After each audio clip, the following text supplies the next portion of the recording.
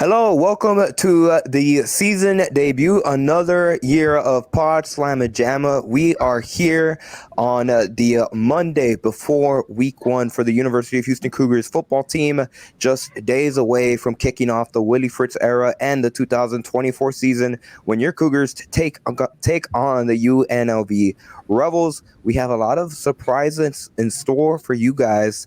Stay with us because we can't wait for the other side of this intro when we get into a new era in Pawd Slama Jama as well.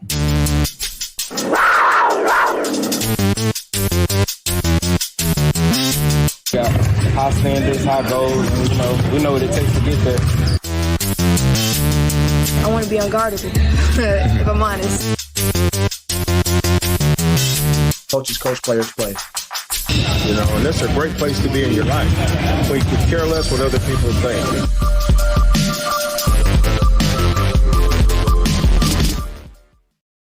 So joining me, as always, Dunlap, and we have a new face joining us here on this episode of Pawd Slama Jama, Jack Freeman, former captain of the University of Houston Cougars football team, joining us for this episode, and we are excited. Hopefully this is the start of a partnership that continues to grow.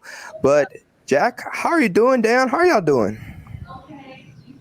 I'm doing well, man. Glad to have Jack joining us, man. I'm excited, especially excited to get his expertise, his knowledge of the game, and his perspective being a football player, offensive lineman. Jack, how about you, man? How you feeling today? Man, all I'm going to say is go Cougs. I'm excited for the season. Coach Willie Fritz in the building now. Super excited for him to take over the team. It's going to be a whole new team coming this year, but I think we got some big things coming for us. So I'm really excited. Thanks for having me. Yes, sir. A whole new dynamic. Just want to take the minute on air to thank you personally, Jack, for taking the time out of your day to join us. And like I mentioned, we have plans for this to be a weekly appearance here on Pawd Slama Jama. We want to bring back the Pawd Slama Jama podcast to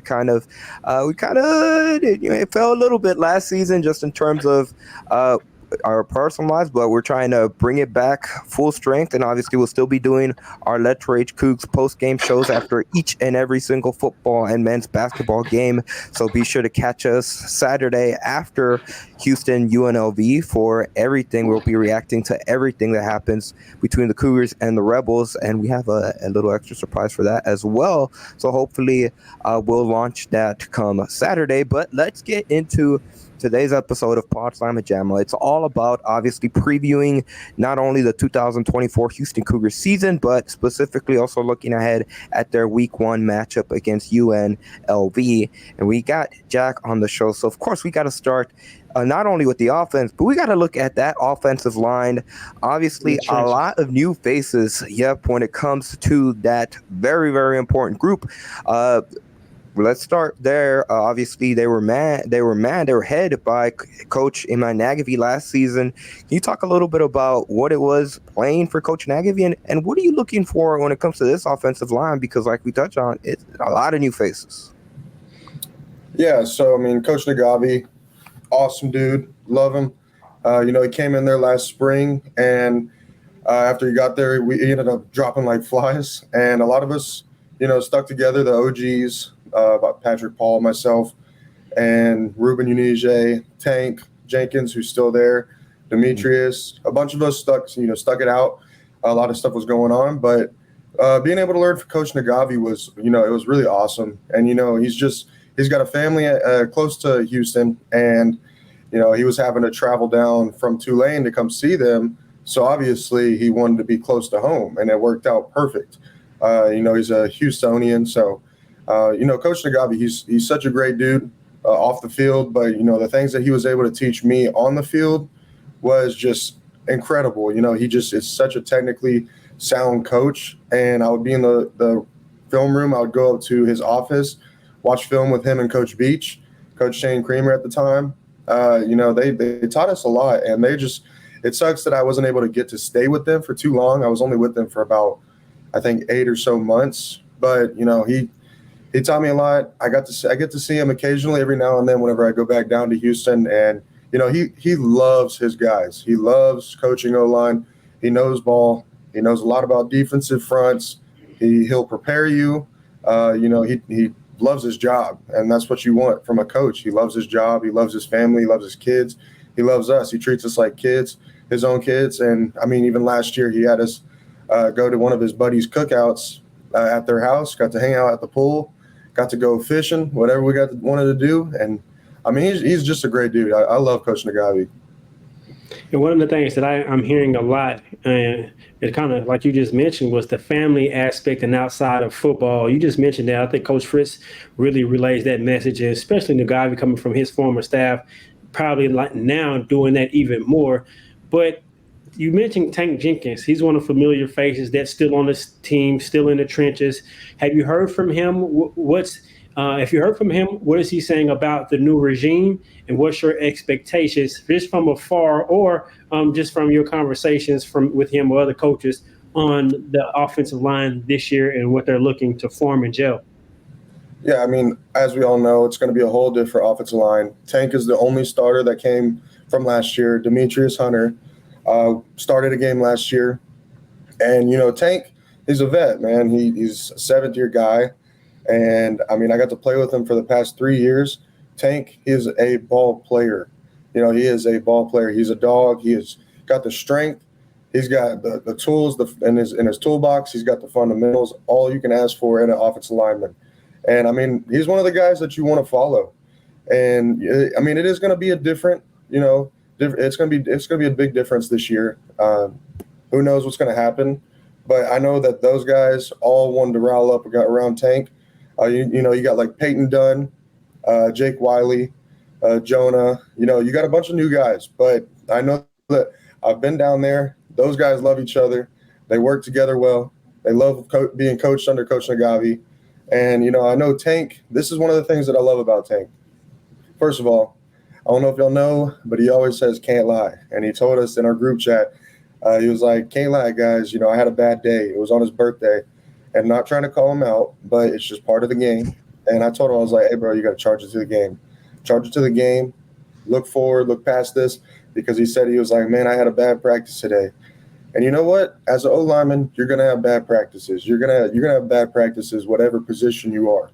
And all it is just going back in the film room with your guys and looking at what y'all did wrong. Because if 4 out of the 5 guys do right and one of the guys does wrong, the whole play can be messed up. You need 5 out of 5. And, I'm super excited for Tank. I love that guy. One of my lifelong friends for sure. To piggyback on that before you hop in, Andy, how big is chemistry for the O-line? You hear that word a lot, primarily not only with skill positions, but with the offensive linemen as well. How, from your perspective, how big is chemistry and building chemistry? Man, something my coach used to always tell us, you got 5 fingers on your hand. You need all 5 in order for, it to function for whatever you want to do, right? And in order for chemistry to happen on the field, you got to do stuff off the field. I mean, day in and day out, we're lifting weights. We're in the training room. We're in the locker room. We're on the field. You gotta be able to do stuff off the field though, whether that's hanging out outside of the facility, going to the pool together, going to grab a bite to eat together. Building that chemistry is really important. It's something that an offensive line has to have because, you got receivers. Receiver, you can catch the ball by yourself. But just like I said a second ago, if 4 out of the 5 O-linemen do their job and that one is the one lacking, that's whenever you know that you got that chemistry in order to get onto your brother and be like, hey, bro, pick it up. We need you. We need you. So that way, you got that 5 out of the 5 on the front. And, I mean, it's super important as an offensive group. It really is. Jack, one of the other players you just touched on a while ago is Demetrius Hunter. Obviously, everyone when it comes to UH knows him as Pancake, but he's one of those players that, again, from the outside looking in, heading into the season, he's one of the faces that potentially is going to have a lot more responsibility on his plate. Can you talk a little bit about what you saw from him last year, just in terms of how he approached practice, and what do you expect to see from him this upcoming 2024 season? Yeah, I mean, Demetrius, ever since he got there, he's been a dog. He's been known as a dog. That's why he got the name Pancake coming in. I mean, he's just known to go dog somebody. That's just how he is. It's who he is. He got that grit, just that resiliency. I mean, I love Demetrius. I love seeing him, be able to have this opportunity for him. And I told him, I was like, dude, you're gonna be one heck of a player whenever your shot, whenever your time comes and you got that shot, go take advantage of it. And you know what I did? I saw him take every time he had that opportunity, he took advantage of it. Kansas State, obviously last year, not a great look for us. But looking past that, we're looking on to Demetrius. Demetrius got playing time that day. What does he do? First play, he goes and absolutely dogs this guy. I'm talking about putting him on his back. I was like mouth wide open. And then Oklahoma State comes, Dude, I had a concussion, couldn't play. And I'm just looking at him like, dude, Demetrius, you're going to freaking be a ball player. And that was always known. It always was him coming in. Dude's absolutely insanely strong. And, I go back down there every once in a while. Demetrius has filled out tremendously. He really has. He's taken the ownership of being the center and playing that center role and leading that offensive line, because as a center, that's what you need. You need a guy that you can look up to, can look beside, and know that he's going to do his thing. And that's, anybody that I've been talking to, that's all I've been hearing is like, how's the O-line? How's Demetrius doing? I ask him every time. Demetrius is doing actually phenomenal. That's what I've been hearing. All the feedback, great. And I'm not surprised whatsoever. I'm excited for Demetrius. I really am. Another familiar face is the quarterback. Donovan Smith is coming back, his second year with the program. What was it like teaming up with him, building a relationship with him, blocking for him, and what's your expectations in his second season at UH? Look, Donnie is one of my best friends, and it's kind of funny because at first when he got there, I didn't like him, and he knows that. And I didn't talk to him for about a month and a half, if I'm being honest. And, one day we just hung out, and I was like, you know what? I did kind of judge a book by its cover. I love Donovan. He knows that. It's just going to be an ongoing thing for the rest of our lives. He's one of my best friends. Will probably be in my wedding one day. Donovan is one heck of a quarterback, though. He takes on that leadership role like nobody else. Guys just naturally surround themselves around Donovan. He's got that just like what I was saying with Demetrius. Donovan is very resilient. He was playing with a torn labrum last year and was still making plays, still making throws. He didn't care. He was just playing ball because that's what he was born to do. He bleeds football. And I wish I would have gotten to play longer with Donovan. I think, even though he's younger than me, I look up to Donovan a lot, literally and figuratively. He's going to be one of those guys I think that's for sure going to have a shot at going to play at the next level. I definitely see him, in the NFL. Kind of building off of that, obviously one of the key positions are when you think about O-line, they go hand in hand when it comes to the success of the run game. And obviously when it comes to this group for the University of Houston Cougars, there's a lot of faces on the running backs group. And they did suffer a few injuries during training camp, but obviously the big name that stands out right off the top of the list is Parker Jenkins. Can you talk a little bit about Parker and just his impact on the field and just how important in general? Focus on Parker first, and then I have a follow-up after that. What have you seen from Parker as a freshman last year and where he can improve on this year heading into year two? I think Parker is a great running back. I really do. I think that he's going to take on that role even though he's a young kid. He played like he was a senior last year. And, it sucks. We lost my guy, Tony Mathis. He hurt his knee. And that running back room, I was looking at the spring game and just spring practices, and I was like, dude, our running back room is insane. Like, it's the best it's been in forever. And I think Parker has a huge role from that. Like last year, Parker, I can't remember which game he finally got to play in, but I know that he was it Sam Houston? Yeah, Sam Houston. He broke some record. Yeah. Was the record, right? Mm-hmm. And after that, you knew from that alone, that he was going to be something special. I think that Parker knows this because, me and him would get into it last year, but that's just because he's younger, I'm older. I think this way, he thinks that way, and that's fine. Like Parker's Parker, and I'm glad that he hasn't changed for anybody. I just know that he is going to be something very special for the University of Houston to be able to watch for the next few years, and I think that it's awesome that he got to have that experience as a freshman against, really good teams. And Parker, I'm excited to watch him this year. I think he's going to put up a lot of great, film, and I think he's going to put up a lot of yards and a lot of touchdowns. Yeah, that game, real quickly down, that game against Sam Houston, really his first breakthrough performance when it came to an actual on-the-field game.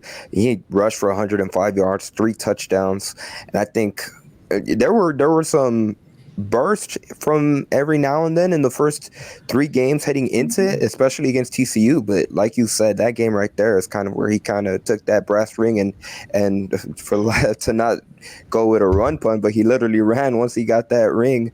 And I mean, we're excited to see what he does as a sophomore. One of the other names in that running backs group, and like you mentioned, Jack, that there really are a lot of names top to bottom in this position group, which, I mean, I think that's one of the, I don't even know if you could call it underrated, but if you were to pick one position group on offense that's a little bit underrated, I would say it's the running backs group, because we've heard a lot of noise out of training camp and even going back to the spring from Rashawn Sanford as well, who's also been making a lot of plays over training camp. And that's the name that I've had multiple people say, like, hey, he's someone that's going to make a lot of plays this season.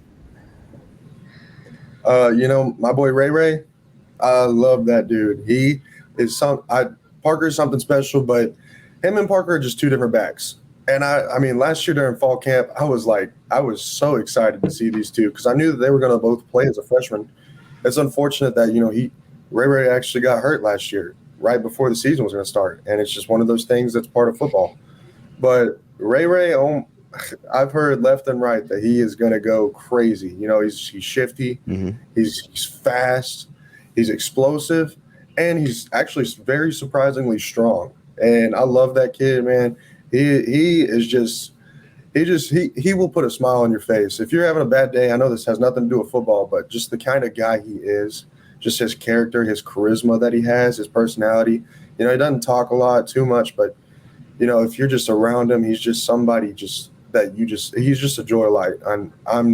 I'm so excited that he gets, this chance to finally go prove that he is something special as well and be along Parker to both do it, maybe have a little duo. Who knows? One of the upperclassmen in that group is Stacy Sneed. I mean, yep. Explosive, shifty. He's a different back than those two. What does he bring to the backfield and to the offense?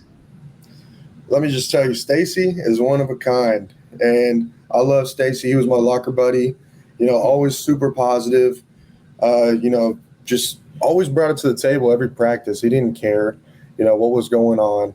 Stacy was always motivational. Anytime you see him make a play, because he was always making plays, whether that's making somebody fall or putting somebody on their back. Stacy was always making plays. And he showed that last year. He's explosive. And West Virginia, he's one of the reasons why we even had a chance, bringing that kickoff return back to midfield. And, I mean, that just shows you. But Stacy, I think, is going to have a few returns this year. I can see that if he is the starting returner. I'm not sure.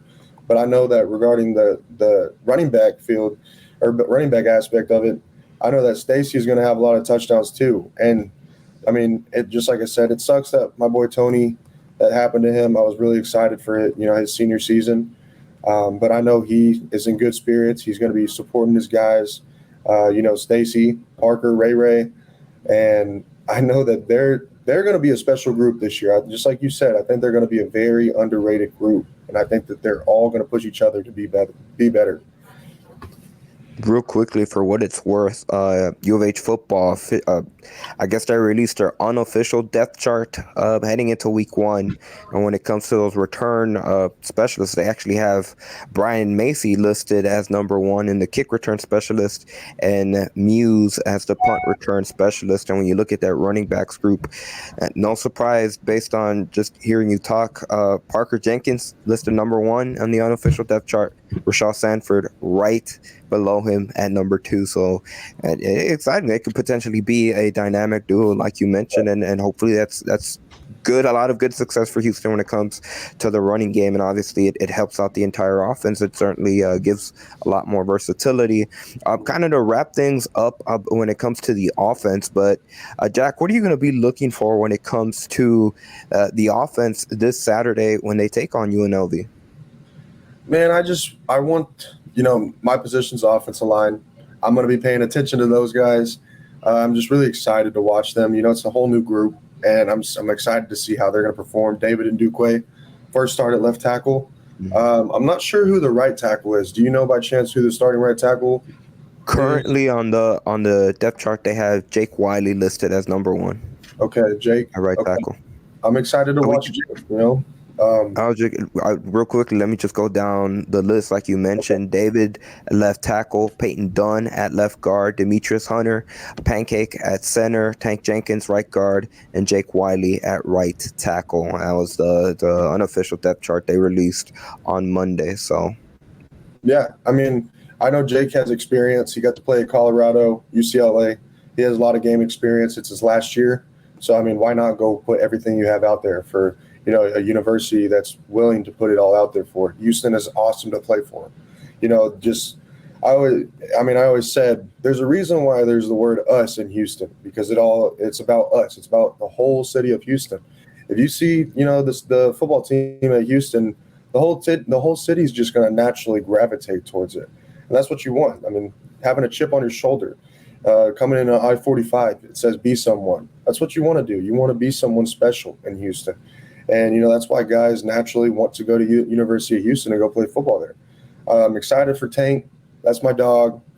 Been playing with him for the last 3 years. And it sucks that I don't get to do it this year, but, it's part of the game. Demetrius, I'm super excited for him. He's going to be the younger guy, but, he's going to have to act like the older guy. And I know that's what he does. That's what he is. It's just naturally in him. Peyton Dunn, one of my best friends. This is going to be one of his first starts, I think, in 1.5 years, something like that. He transferred from ULM, came over, and got to learn under Coach Nagavi there.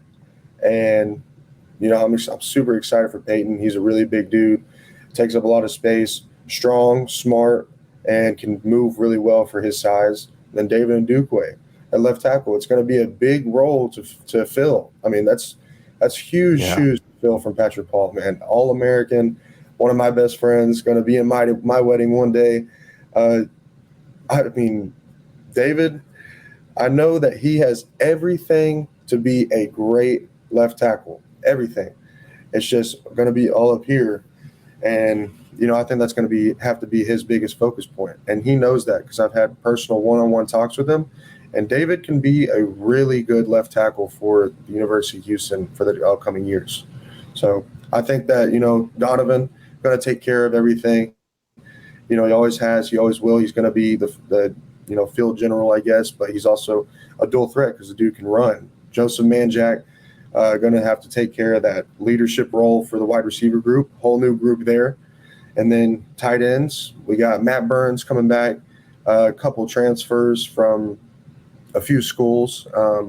But it's going to be a whole different dynamic, just like we talked about. But I think the offense is going to be a very explosive offense. Coach Fritz knows everything about football. He knows what he's doing. Got a great staff. And, the offensive coordinator, I know that he's something special too. So I'm excited for UH. I really am. Dan, what are you going to be looking for when it comes to the offense specifically come Saturday?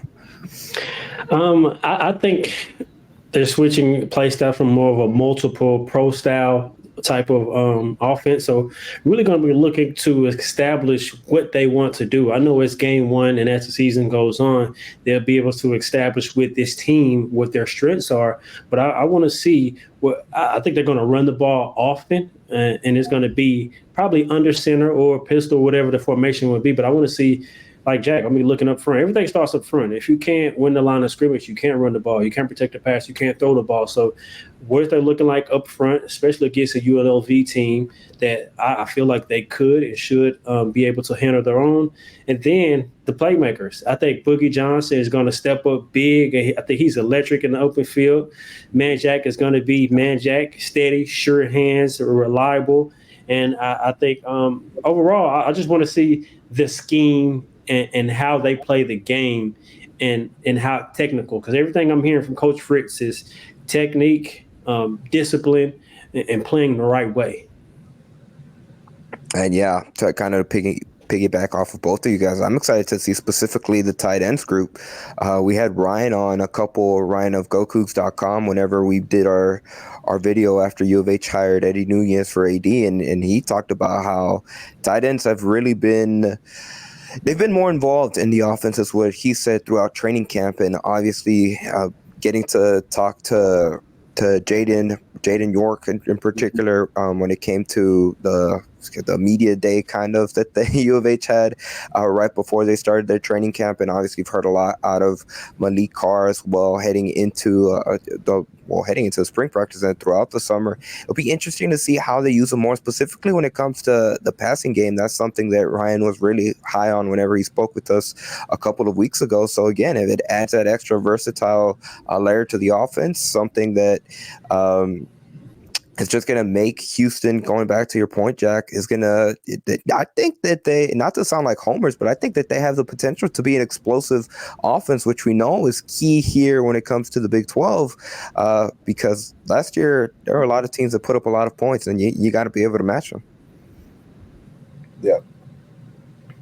With that being said, we're going to take a pause here on segment 1, and we're going to look ahead at the defense on the other side of things. But real quickly, like to remind everybody to check out Let's Rage Cougs, the post-game show on both the Houston Romball Review and here on the Pawd Slama Jama YouTube channel.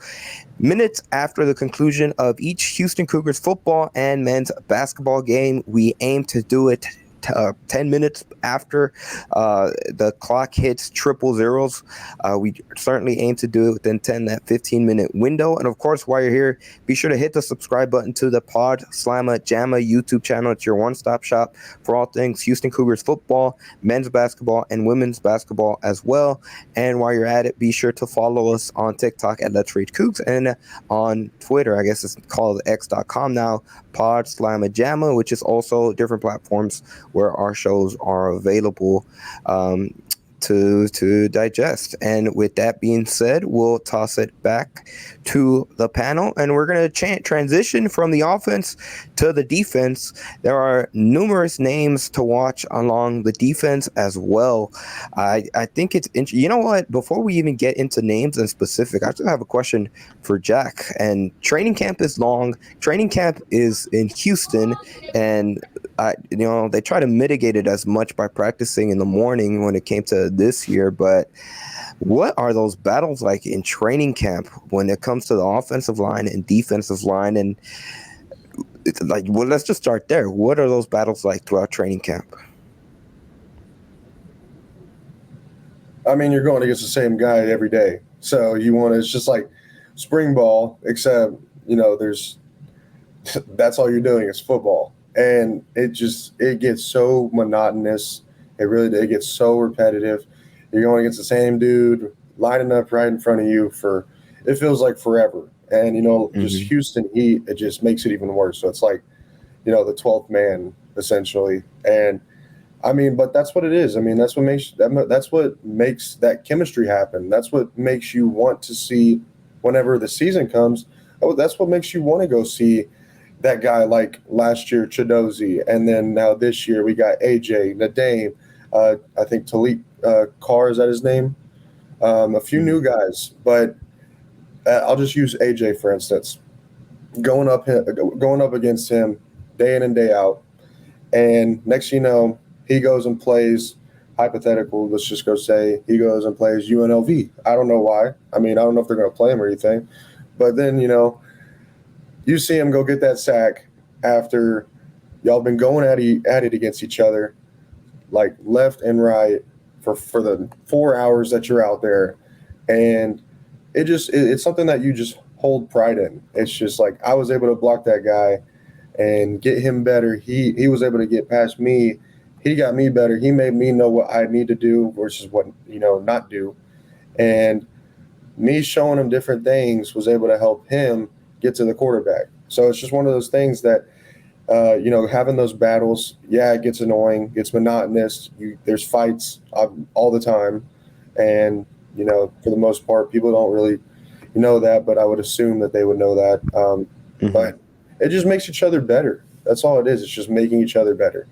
And loving seeing your guys making plays against other teams. Yeah, and it's only logical having to be outside in the Houston heat. I think it's just being in that heat by itself gets you cranky.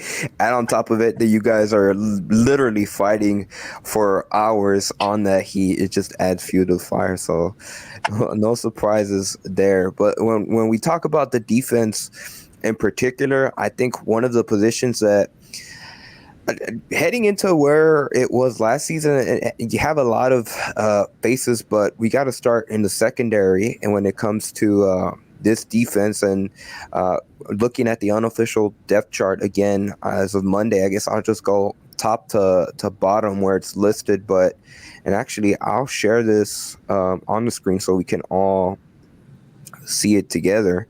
But I think there's interesting what's listed. Again, we're going to start all the way from the top at end and go all the way down to cornerback. But when it comes to the defensive ends, Keith Cooper listed number 1. Then it goes down to Carlos Allen, Anthony Holmes, Brandon Mack, Kendra Gant, Michael Baton, Jawan Gaston, Johnny Carter, Kendra Webb, AJ Halsey, and Latrell Hutchinson as well. And like I mentioned, if there's one group in particular, I don't know if hype's the right word, but when it comes to the defensive backs, I think there's a lot of expectations early when it comes to that specific group on the defense. But I think there's a lot of names up front on the trenches at the defensive line that they might make a lot of plays, and not to sound like a broken record, but I think that might be another underrated skills group, just because there is kind of similar to the offensive line. There's some new faces that weren't necessarily as prominent last season. Let's start with AJ Halsey. I mean, watching him play, he's everywhere all over the field. I know it's one game he had over 15 tackles. Houston kid, what does he bring to the team as a human, as a leader, then as a football player? I mean, AJ, he's just like you said, he's all over the field. He's one of those guys that is he's the guy. And strong, athletic, fast. I mean, he has every single aspect that you want at that position specifically.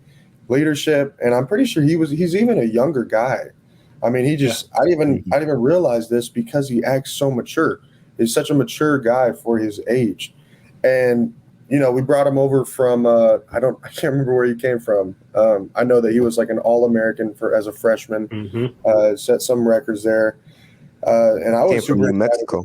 New Mexico, yeah, that's what I thought. So he came from a smaller school, has that gritty, just chip on his shoulder that he's going to come to a bigger school and he's going to prove to everybody else who he is, and he is who he says he is. He is a ball player. He's a ball hawk, and I mean he's Mr. Gimme That. That's his nickname because he goes out and he's going to make that play. I trust him. Whenever I'm on the sideline and defense is on the field. I had all the trust in the world for AJ. I know that he's going to be an insane player for this defense. Even Latrell, I'm super excited to watch him at corner. Dan, who are you most excited to see when it comes to the defense?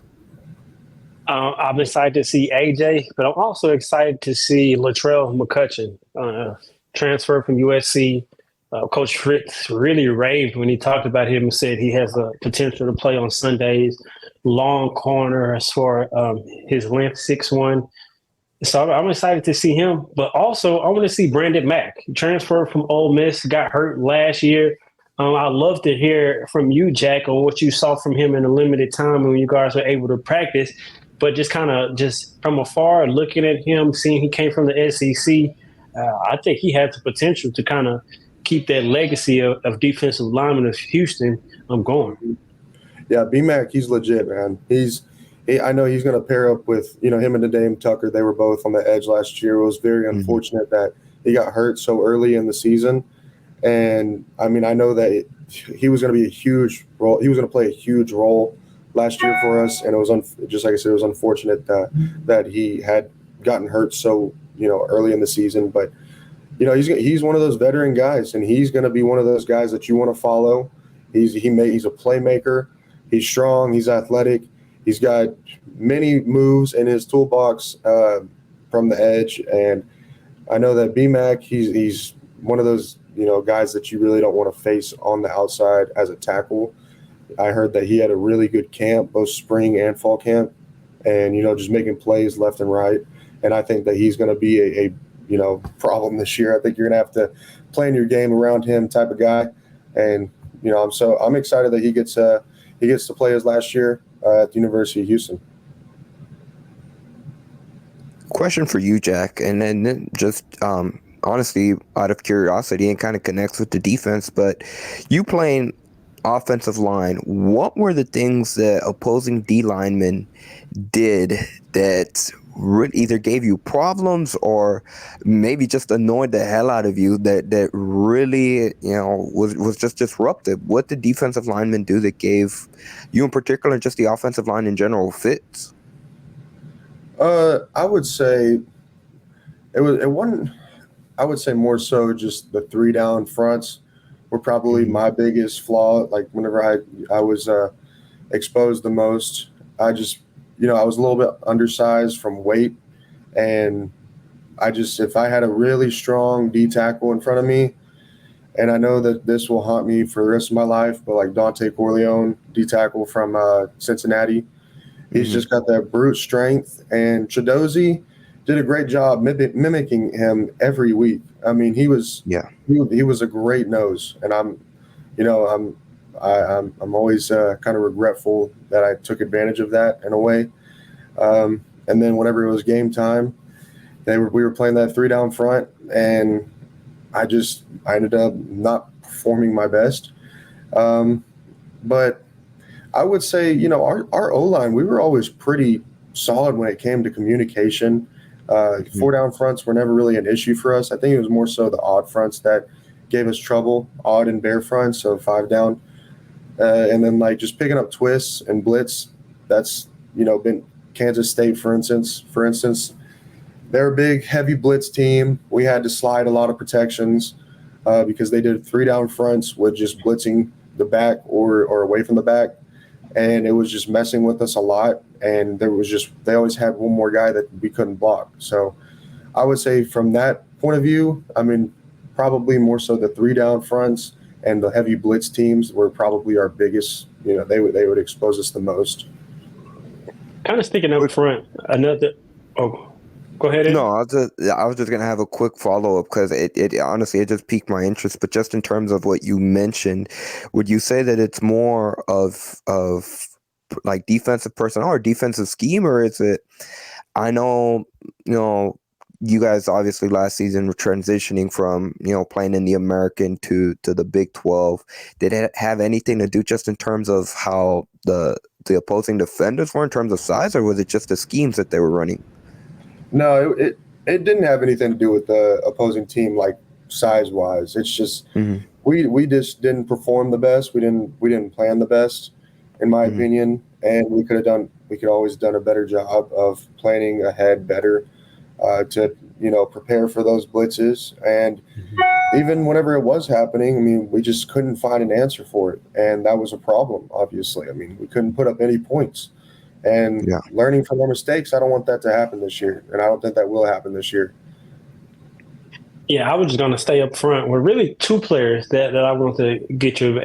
AJ, Anthony Holmes Jr., I think based on the depth chart that they put out, is listed as a starter.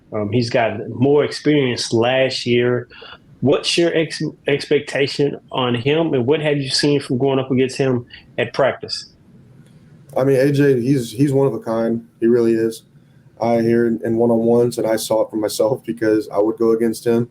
Not so much during one-on-ones because he wasn't a nose type guy. He was more of the 3-tech and speed rusher, finesse type guy. He is very strong. I will say he's still very strong, but his moves are just he's very quick. And as an O-lineman, if you get caught off guard, if you get off balance, just 1 second for a split second, he's going inside. He's reading off of you, and he's very good at it. But I think that AJ, he's been one of the probably better D linemen since he's gotten there as a freshman, and every year he's just developed and gotten even better. And I think this year is going to be his breakout year. And then, I just see a bright future for him. Honestly, he would always come up to me and be like, "Hey, Jack, what do you think I need to do better for this week? What do you think I did wrong? Did I feel strong? Did I feel weak? Could you tell that I was going this way, that way?" Always asking those questions, man. That's super important. And I think that AJ learned a lot. I was able to help him out, but he also works a lot on or off the field by himself. Him, Nadeem Tucker, B-Mac. I know that those guys specifically. I'm probably leaving out some. Justin Benton even. They would always work out together outside of the facility, just in the small little area that the D-line, no-line have in the indoor. Man, they were always in there just working against the dummy, working small moves, working technique. And I think that that's helped them become just that D-line that everybody has to plan accordingly to. That's where this whole SAC Ave came, and, that's whole excitement around the whole D-line. And AJ is going to be a huge part of that this year. I know that he's probably going to have a few sacks, and I'm willing to bet that he's probably going to be the sack leader, and it's not going to be surprising.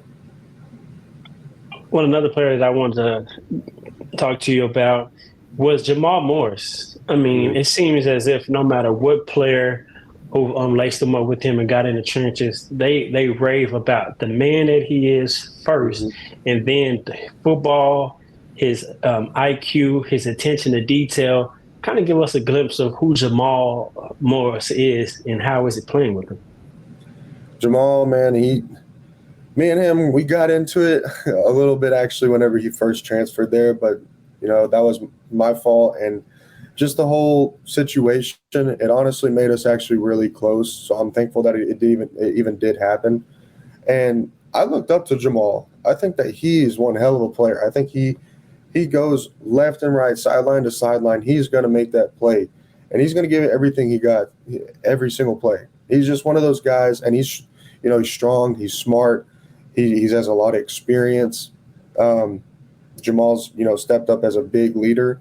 A lot of guys look up to him, especially young guys, and he's just a great person off the field. He's a great football player. He's going to be a great captain for them this year, and he's one of those guys that'll make you want to run through a brick wall for, and he's going to be a guy that's going to make a lot of plays. Last question before we wrap this segment up, but Jack, I'm curious to get your thoughts as an offensive lineman. How do you watch the defense? How did y'all watch the defense on the sidelines, and whenever you're just watching football games in general, how do you watch the defensive side of the ball? Are you talking about in regards to like studying film against the D-line, or? Yeah, just in general, like, what do you look for when you are preparing for opposing D linemen? Like, when you are studying film, what are the keys, maybe tells? What are different things that you're looking for? Every D lineman, they have tendencies, and just like last year specifically, it's the game I remember the most. I don't know if y'all can. You cut out there for a bit. Y'all can hear me? Yeah, we can. You just cut off for a bit. You're good. Okay. So for the game that comes to mind the most last year is Texas. And I only say that because this is just a prime example. So every week we'll go, I think it's Mondays, we have to do what's called a pass rush sheet. And we get in there as an O-lineman or as a O-line, and We all watch film against, let's say, Texas the previous week had just played OU, for instance, and then the previous week had played Texas Tech. Well, we watch both of those games, and we look at all 4 of the D linemen that are up front. We have a list from probably about, I'd say, 10 players on there, and whether that's edge rushers or inside rushers, we mark down what are their tendencies. So what are their tendencies on run game? What are their tendencies on pass game? So last year, for instance, Myron Murphy, I noticed that whenever he had put one of his hands down, it meant that he was going the other way, the opposite way. T Sweat, he would always kind of stand up and then do like this double chop hand swat. And so like for that, you got to prepare, you got to like know in your head, if it's 3rd and long, you're passing the ball. He knows that you're passing the ball. So you get up, you're setting. If you're right here, you got to know that he's going right here. So you got to quickly, you know, kind of replace your hands. And that way you can get like latch on and get right there. So that was just one of the things. And then just knowing that maybe they jump off sides. So this week we're going to go on 2. We're going to do hard count. We're going to get them to jump a lot until they stop.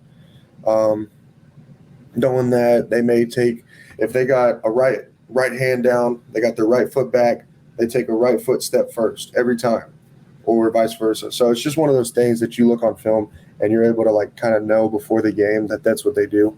And if you see that in game, you're like, oh, hey, Tank, watch out for this. So does that make sense? Yep. No, Yep, makes definitely. sense. I think it's very interesting to see how well you hear it all the time. It kind of becomes cliche, the attention to detail, but y'all literally have to study all those different tendencies, and just one little thing can be a big tell for what's coming. It's kind of crazy to think about from an outside perspective. I got one question before we move on to the next segment. I asked about the chemistry for as far as O linemen. What about the chemistry between O linemen and the quarterback? How much time do you guys spend with the quarterback off the field after practice and things like that to build that chemistry with the quarterback? I would say Donovan, you know, like, so I'll bring it all the way back when Clayton was there. Clayton, you know, we were going fishing. We were going to Demiri's barbecue and, you know, stuff like that. And then Donovan comes in. He has to earn his spot, you know, earn his role, earn the respect from everybody else. So just like I said earlier, I didn't talk to him really for like the first month and a half. Well, what did that lead to? It led to us hanging out outside the facility because we barely talked in the inside of the facility. So we had to do something outside the facility. Well, we had actually, you know, like a little, I guess you could say NIL thing with Demiri's, and I love Demiri's for helping us out. We got to go there every Thursday before the games, and just go hang out there as a O-line with the running backs and the quarterbacks. And that's the little stuff that people don't see, that doing stuff outside like that and hanging out with your boys and just kind of just talking about life and not really worried about football so much, letting football take care of itself whenever it's time to, you know, lock in and do that. Spending that little time together just outside of the facility is really important because, like, I don't want to get Donovan hurt if I got a personal relationship with him. It's just like the way I picture it is, that's my mom back there. I don't want anybody to touch her, right? You know, type of thing. And that's my boy. So like Donovan's one of my best friends. Why would I want to see somebody hurt him? Because that's their intentions, you know. And it just makes you want to play that much harder for your guy. And you know, like looking to your left and your right. I had Tyler Johnson and Tank to my right and my left. I mean, we were all so tight, man. We were hanging out every weekend possible. Anytime we got to go hang out, we're hanging out. Whether we're going to concerts, we're just going to hang out at, you know, a food truck. It didn't matter. We always would go to Burger Joint, actually, and go hang out there and get some burgers and shakes. And so I would say that's, you know, huge. But I know that they're all super close with him. And I know it's a new group, so it's kind of a short period of time to get close with him. But I go down there every time, and, man, they're all laughing. And they're just great people to be around, and super excited for this season and to watch them. we'll put a break on that segment. Coming up on the third and final segment of this episode of Pawd Slama Jama, we'll give our predictions and look ahead at the matchup between Houston and UNLV. We'll also play a few minutes of head coach Willie Fritz's press conference on Monday. But before we get to that, I'd like to remind everybody that's watching the channel that if this is your first time ever on the Pawd Slama Jama YouTube channel, be sure to hit the subscribe button below. That's the easiest way to help us out, and it takes 1 second. Go ahead and click it right now. And of course, a reminder for everybody that might be new, or just a friendly reminder, to check out our Let's Rage Cougs post-game show, both here on the Pawd Slama Jama YouTube channel. We figured out it will also be streaming on X, formerly known as Twitter, and obviously here on the Pawd Slama Jama YouTube channel as well. We stream minutes after the conclusion of each Houston Cougars football and men's basketball game. And of course, when it comes to Pawd Slama Jama in general, if you're interested in being a sponsor on not only Pawd Slama Jama going forward or even Let's Rage Cougs, email us. The email's right there, letsragecougs@gmail.com. The phrase that our, obviously one of our co-hosts, Chris Gardner, the Let's Rage Cougs always says, Cougs helping Cougs. If you are interested, we'll promote your business. Just reach out at letsragecougs@gmail.com. With that being said, let's get into this final segment and let's look ahead at the matchup against UNLV. Before we get into specifics, let's hear what head coach Willie Fritz had to say on Monday in his press conference. Expect this, too deep to be more fluid than maybe some other years, or does that not matter? How do you? We're going to play a lot of guys Saturday. We've got a lot of competition at multiple positions. It's going to be hot. I think you're foolish not to play a lot of guys early in the year because of that. You can do all the, my strength coach is outstanding, Kurt Hester, but he can do all the running he wants to in the summer, and we can do all the practicing. It's a little different once you begin playing real games, and sometimes you find out then, and we've increased reps with our guys. We were doing 3 and out at the beginning of preseason camp, then we went to 4 and out, 5, 6, 7, 8, got up to 8 plays, and we just want to build that stamina up, and we'll play quite a few guys, so it'll be very fluid right now, and I'd say by week 3 we'll pretty much understand our rotation, who's the guys who are starting, who's the guys who are going to play a lot, who's the guys who are going to play a little bit, who's going to be a kicking game guy, play a little bit maybe on offense and defense, and it's something that we evaluate every day with our guys, but playing a real game is a different kind of evaluation.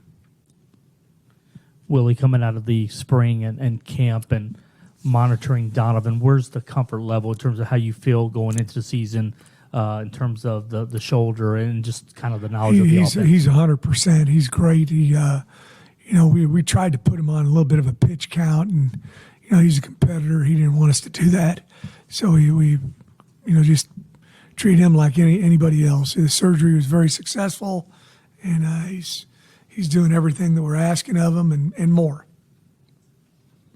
Coach, just how excited are you to get this thing going? Oh, I'm very excited. I really, I tell our guys, most of the players and most of the coaches probably work, 350 days a year. For these 12 opportunities, and one of them is going to be Saturday, 6:05 kickoff. So, you want to take advantage of every single minute of preparation, and it's easy for me to say at my age, doing it, but we want to make sure that we understand how important the preparation is leading up to the ball game, and this is why these guys work, and do things for 350 days a year, for these 12 opportunities, and one of them's going to be over about 9:15 on Saturday night. So might as well put everything into it that you possibly can. With being the new coach and it finally being game week, can you now wrap up what that whole offseason was like for you? And it's just, it's been really busy. I've one of the things I've tried to do is go to any speaking event that anybody connected with the University of Houston asked me to go to, and I've done quite a few of them over these I guess, 9 months that I've been here. Gotten to meet a lot of people. I wish I was a little bit better with faces and names than I am sometimes. It seems like I meet about 5 new people a day. I just met a couple at lunch here a second ago. But yeah, it's been a whirlwind. But it's how it is when you take over a job. This is my 6th job that I've taken over as a head coach, and they're all different and unique. But that first year, you're just working around the clock to have as much success as you possibly can. So it's been a lot of work, but it's been a labor of love. This is what I love to do. So it doesn't really feel like work. Are you planning on doing something really different from other teams that you play for? Day one, like maybe the way you run into the field that you're playing. Well, I got to find all that out. Andrew's just talking to me about it after the game and coming in here. After the locker room, we come in here and all that stuff. So it'll be new. We're going to come over on Friday as a team and, really go through how we warm up for a game, where we go at when we get to the locker room, where we break into offense, defense, kicking game, when we come in at halftime.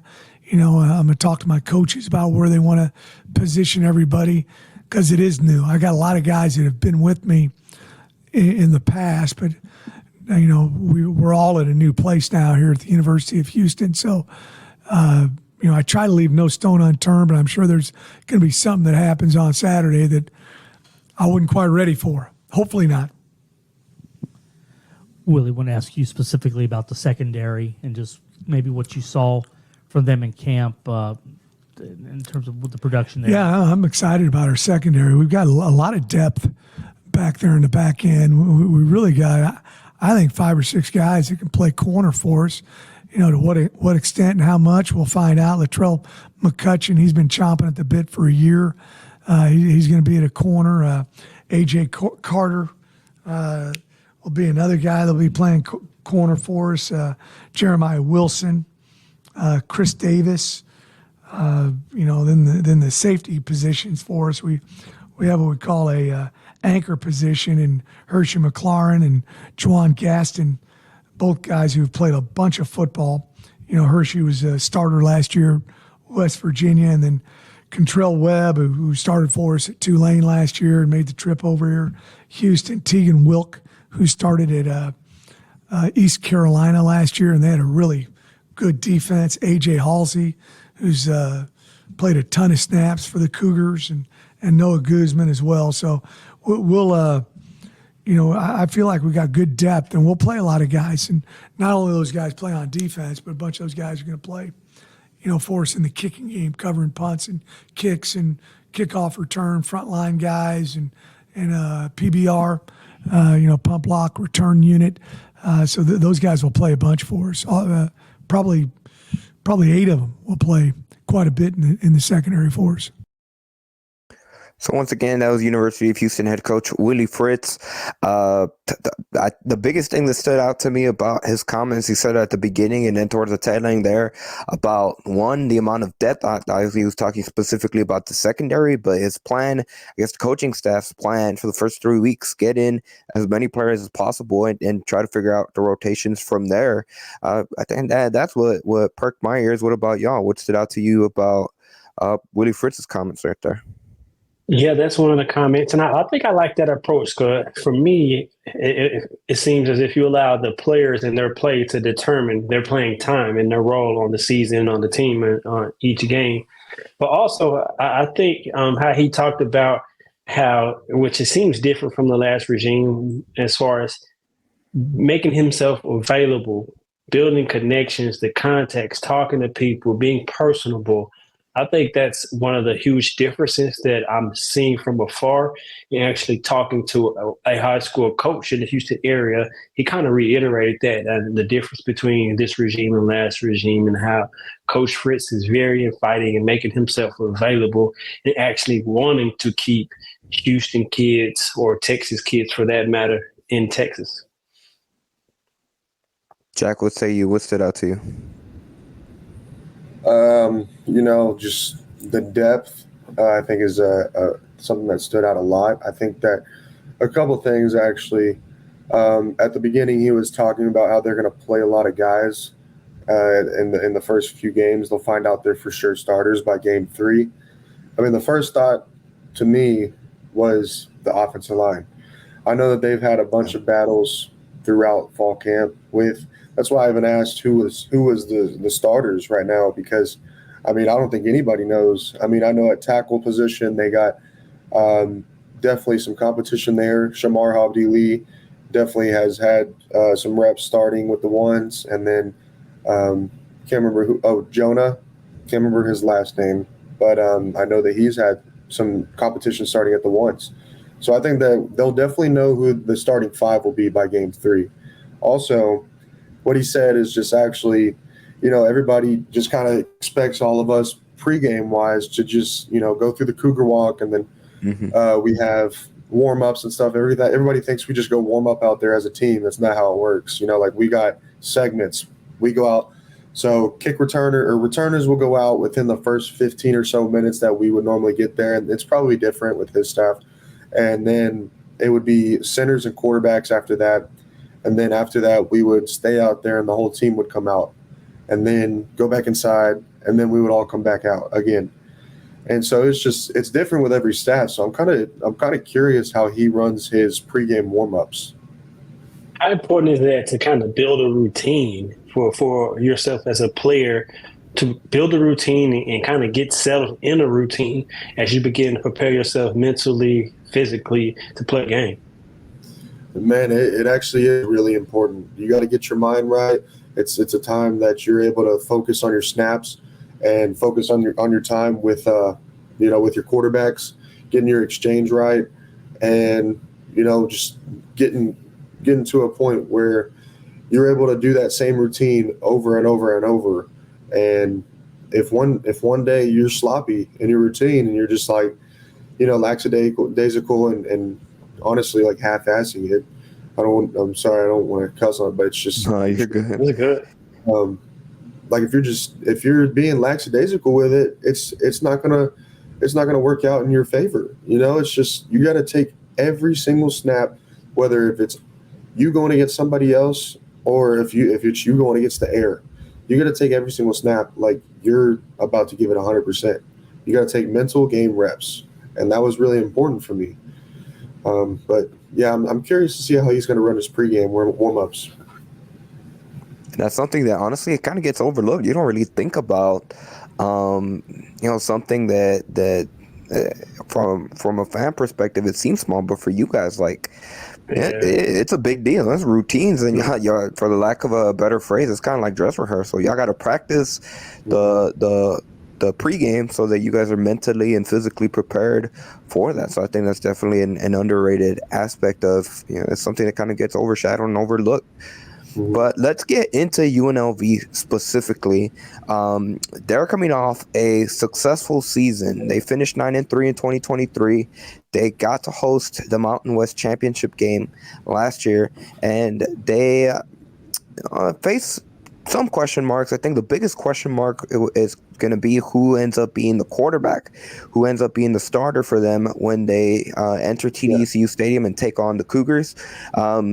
Looking at trying to do some research heading into the show, even as of Monday night that we're recording this, who that starter is still going to be. It's a little bit of a toss-up. Similar to Houston, like we referenced it earlier in the show, they released their unofficial depth chart for the game, and they had Haj Malik Williams as the quarterback 1, but during his press conference, according to the reviewjournal.com, the Las Vegas Review Journal, head coach didn't necessarily commit specifically to one guy or another. Barry Odom kind of kept it a little bit up in the air, and it's similar to Willie Fritz said that they want to play a lot of guys, but they didn't necessarily want to commit to one guy at quarterback, which is interesting to see. Maybe Houston potentially sees both on Saturday, the other being Matthew Sloka, who they've been kind of battling over the course of training camp. But heading into the season, obviously they had success, but they're aiming to rely a lot more on the running game when it comes to their offense. And they had a lot of success a season ago. And one of the key running backs for them that's going to be returning is Jaden Thomas. I had over 500 rushing yards last year, over 12 rushing touchdowns. So he's going to be a key player to watch for Houston. Is going to be someone that they're going to have to keep an eye on and try to limit damage if they're going to be successful against UNLV. What do you guys think? What are the keys to success to stopping the Rebels and coming out 1-0 week 1 against UNLV? Dan, I'll go to you first. I think it's going to start up front, kind of like we talked about to start the show. I think football, it starts up front offensively, defensively. You must run the line of scrimmage. And I think under this regime, Houston will look to establish the run and to open up the offense with a play action game, run pass option game.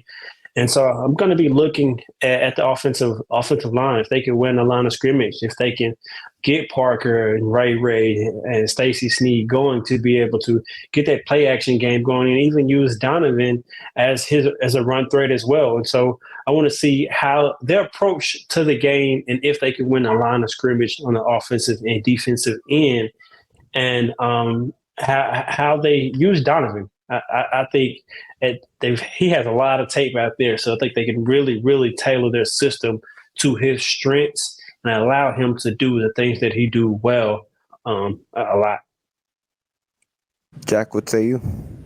Yeah, I mean, I think the same, honestly. Winning up front, I was looking at their roster, actually, and it seems like they have a lot of senior guys up front at the D-line position. And, I mean, with them having veteran guys, they got a lot of experience.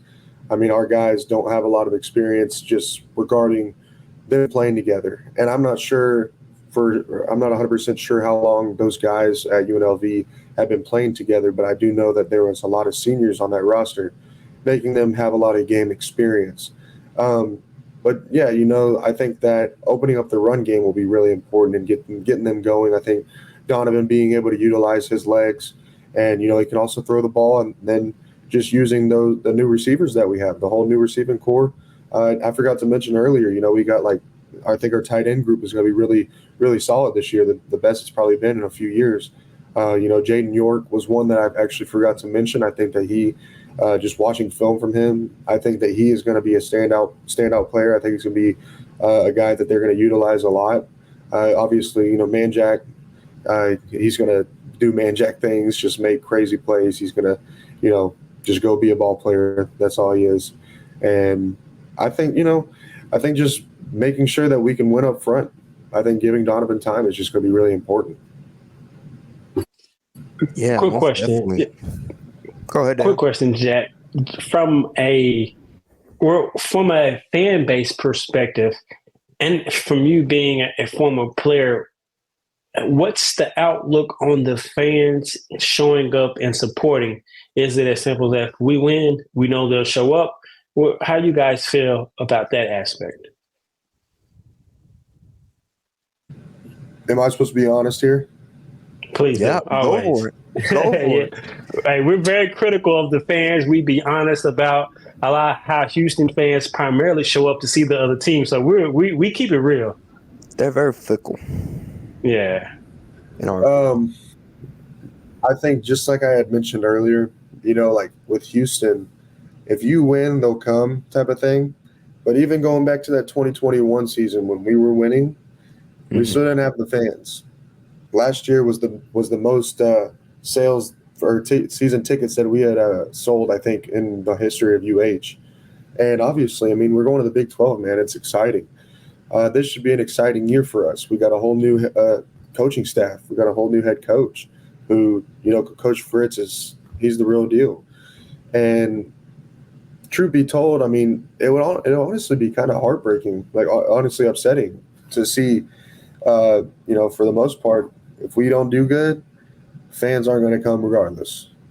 And if we do good, it's give or take, it's just kind of up in the air if fans are going to come. I mean, it's just kind of how it always has been since I got there. And I know that even whenever Herman was there, though, I know Herman had that place packed out without a doubt, rightfully so. They were Chick-fil-A Peach Bowlers.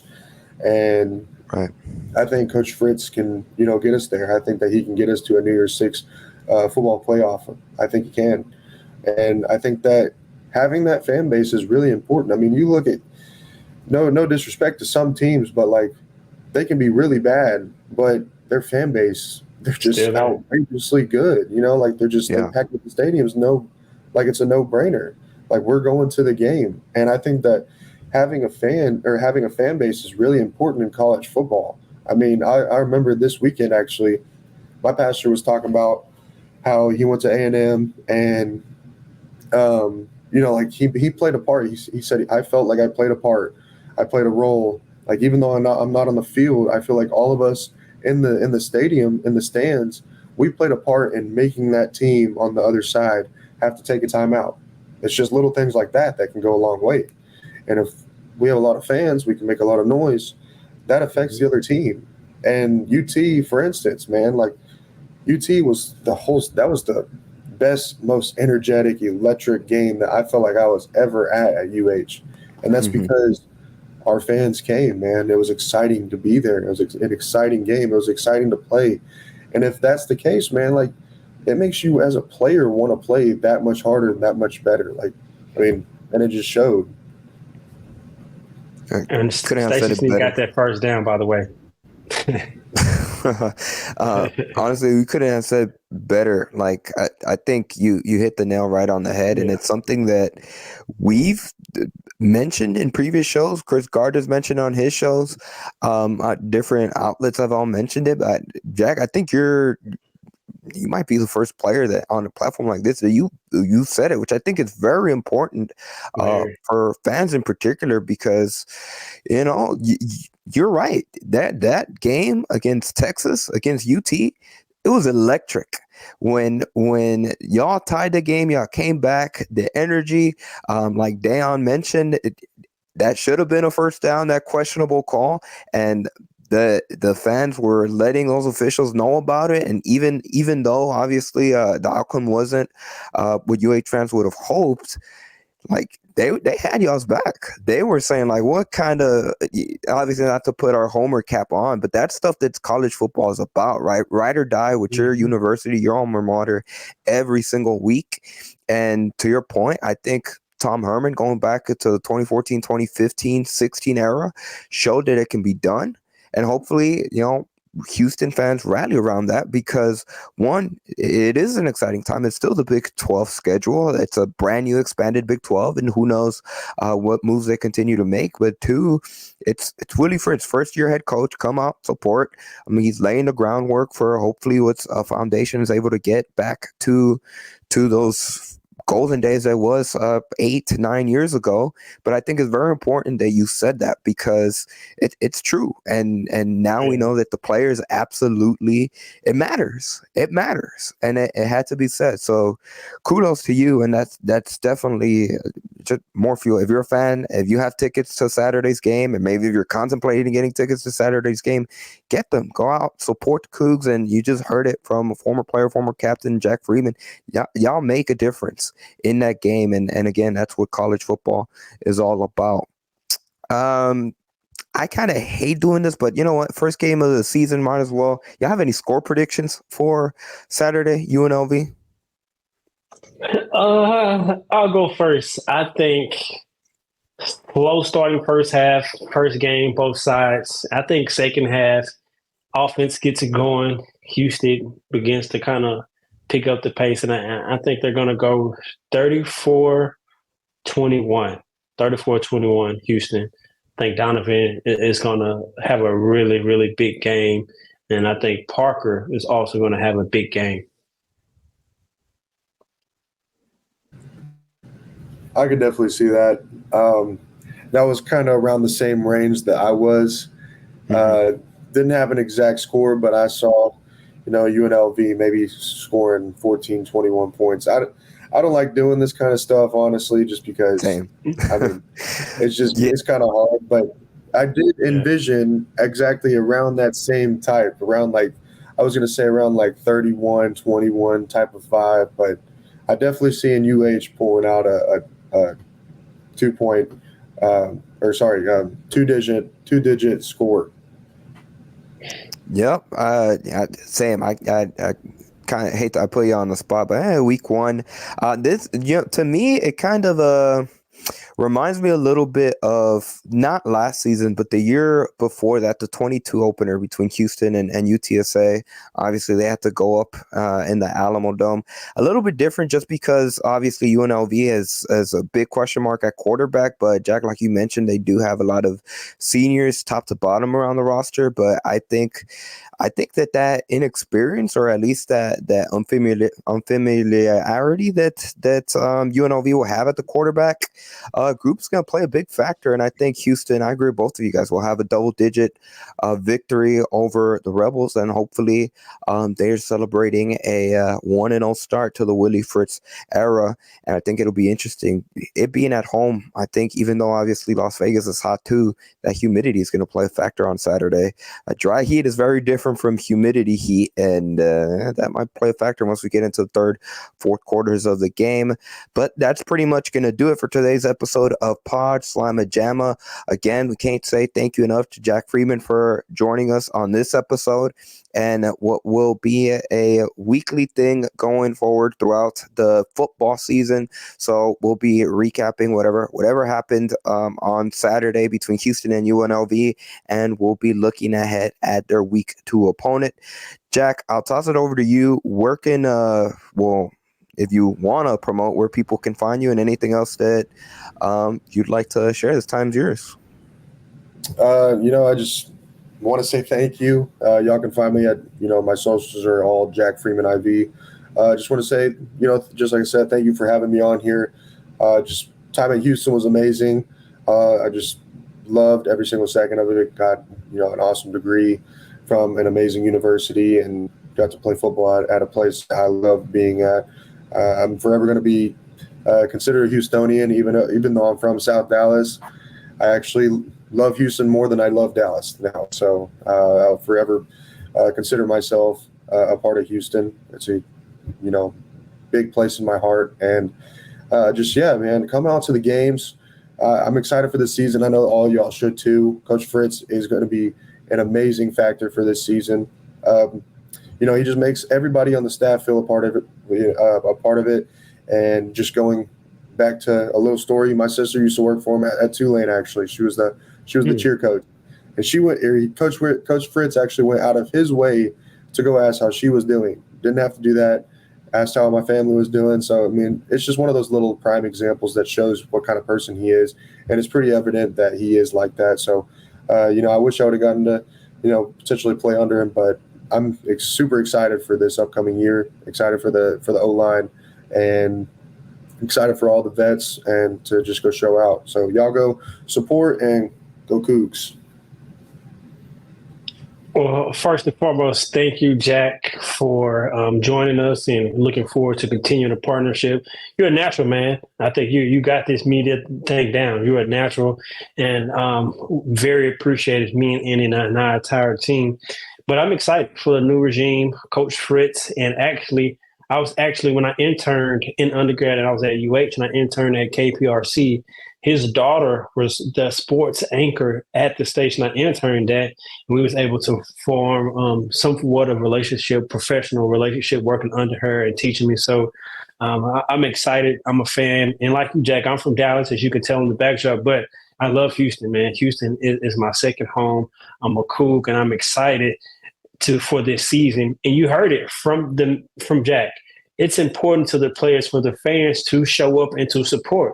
And so fans, support. I mean, if you're alumni or if you're from Houston, have that pride and support the Cougs, man. But you can't end any episode without go Cougs, baby. Go Cougs.